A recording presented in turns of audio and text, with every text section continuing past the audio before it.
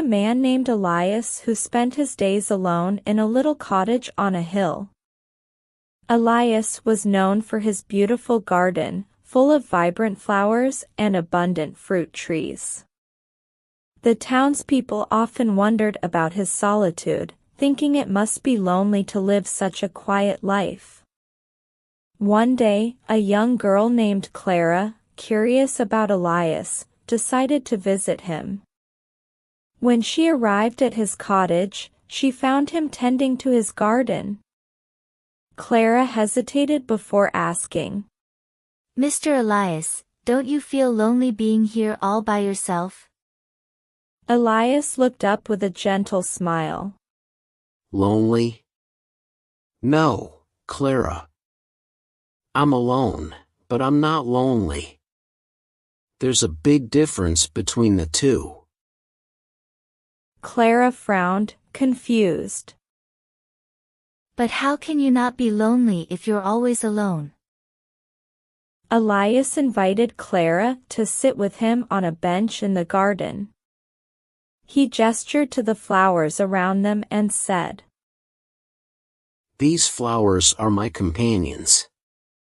I've spent years learning how to care for them, listening to what they need. In return, they bring beauty into my life.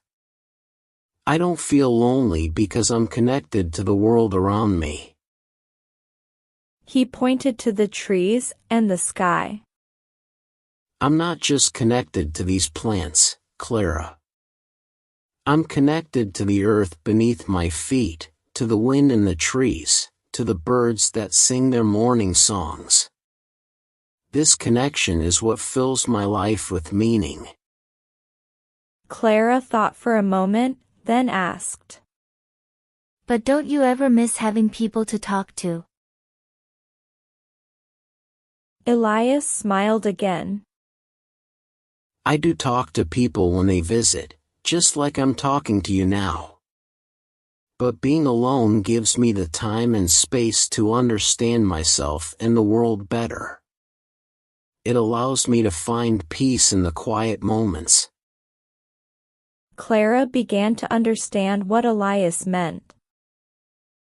She looked around at the garden, noticing how alive and vibrant it was. She realized that Elias wasn't lonely because he had found a deep sense of contentment in his solitude. Solitude is a gift, Clara. It's where I've found my true self, and that's a source of endless joy.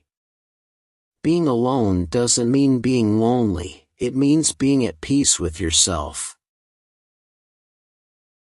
As Clara left Elias's cottage that day, she felt a new sense of calm. She had learned that being alone didn't have to be something to fear or avoid. Instead, it could be a time to connect with the world and find happiness within herself, just like Elias did. Let's learn some words from the story. Abundant. Meaning, present in large quantities, more than enough. Example, the garden had an abundant amount of flowers, more than we could count.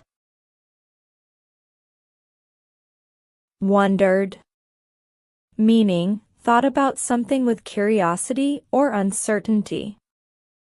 Example, she wondered if it would rain today because the sky looked cloudy. Solitude.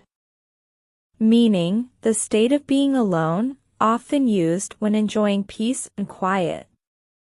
Example, after a busy day, he enjoyed some solitude in his room, reading a book. Beneath my feet. Meaning, directly under where someone is standing or walking. Example, I could feel the soft grass beneath my feet as I walked through the park. Contentment. Meaning, a feeling of being happy and satisfied with what you have. Example, she felt a sense of contentment as she watched the sunset, happy with her simple life. Don't forget to like, share, and subscribe. Keep shining bright with Story Light.